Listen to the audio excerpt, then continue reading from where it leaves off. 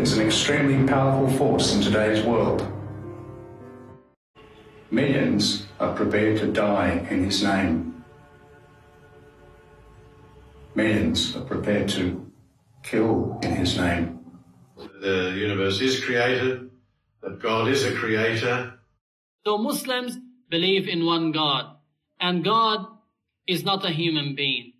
He's not an angel. He's not a body. He doesn't have a shape. Spirit moves the matter. So just as the spirit moves the matter of this body, the Supreme Spirit moves the universal body or the cosmic body. This is God. God is like a mother. He doesn't come along and just go, oh, well, that's naughty, you shouldn't have done that, and so I'm going to make this happen. We do it. I don't believe in the Loch Ness Monster either, and I think it could exist, but I think the evidence is not very good. So I disbelieve in God in the same way I disbelieve other things for which I think there's not sufficient evidence. That's as simple as that. I really do feel that whatever science comes up with, many people will simply say, we have faith in our religion, and that's the end of it.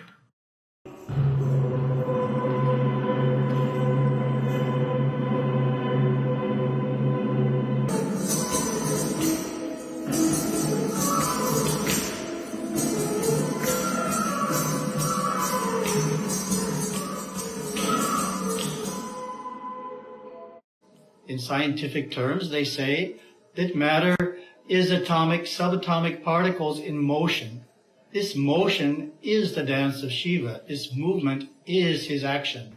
You have this parallel description of man being rolled out of the dust of the earth and woman being drawn from his ribs. People are often encouraged to believe. I mean, the story of doubting Thomas. Thomas was the rational person who wanted some evidence.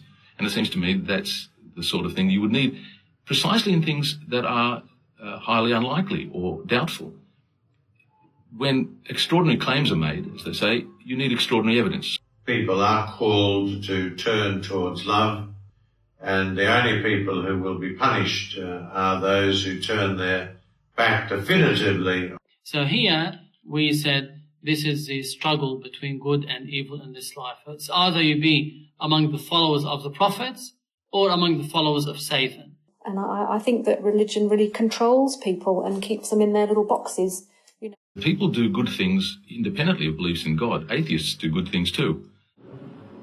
Terror and persecution as it continues to exist is one of the great outrages. They kill people all over the world. Those people do not represent Islam in any way, and Islam disowns such people. It's not just him, it was everybody else who agreed with him that caused what happened. You cannot kill an innocent person, especially, also, this person is following Islam. So why are you killing him? What's your reason? Our readiness sometimes to concede to such terror is an atrocity and an abuse in which those who perpetrate it are clearly guilty, but those who let others get away with it are equally complicit. We are failing in our responsibility. We're not behaving as religious people. How can you believe that a man like the Dalai Lama is related or being influenced by Satan? I mean, come on. That's an extremely interesting question. The question of how do we actually verify the truths of a religion? So if you ask people, why do you believe in God? They say, well, the Bible says so. And I say, so why do you believe the Bible? Because God wrote it. Well, wait a minute. That's just arguing circularly. But a decision for or against God is almost an act of faith. I think any kind of irrational belief is harmful. That you should stop looking more and more closely into some text. You should look at the world.